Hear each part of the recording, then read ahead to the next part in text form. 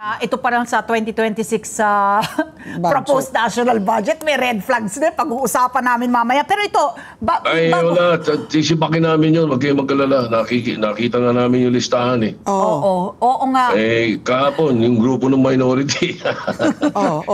Si Ping, si Risa, ako, si Lauren. Kaya nga. Si Migs, pati si Kiko.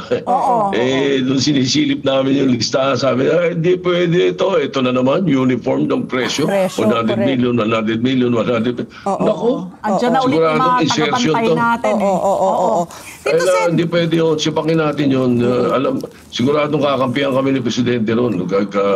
Alam mo nga, hindi ko alam, hindi nga kata ng reaction, na-intriga ako sa sinabi ni Senator Lauren Legarda dahil bago na yung kalihim, bakit hindi natin let's scrap yung actually budget ng DPWH, let the new Secretary Vince Dizon craft the 2026 budget for DPWH. Tito Sen. Siguro for the next year. Too late ngayon kasi January, February yung budget call ng mga agencies galing sa mga regional. Wala nang time. Wala nang time. Nakasubmit na eh. Nakasubmit na. Na-NEP na eh. So nakasubmit na ng Presidente. Too late for this year. Maybe next year.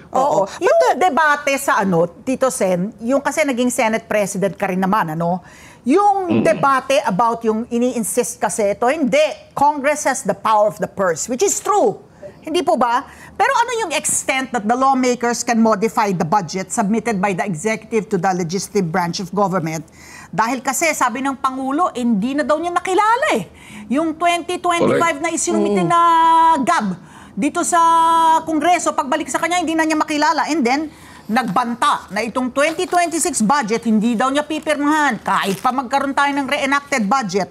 Yung issue ng power of the purse, Tito Sen, ano yung extent na pwede niyong baguhin yung sinumiting NEP?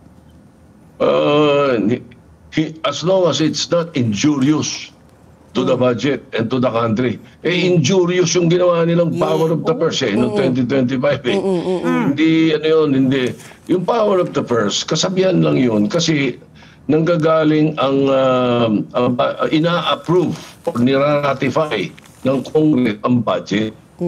Di ba? Kaya they have the power of the purse na tinatawag. Pero kasabihan lang yun. Hindi ibig sabihin kung ano yung budget ng Presidente, pwede mong bulat-latin yun at galawin mo at ibahin mo.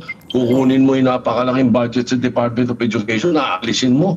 Sa Department of Health, aalisin mo. Ilalagay mo sa DPWH, puro sa mga kontrata nyo. Diba? Hindi power of the purse yun.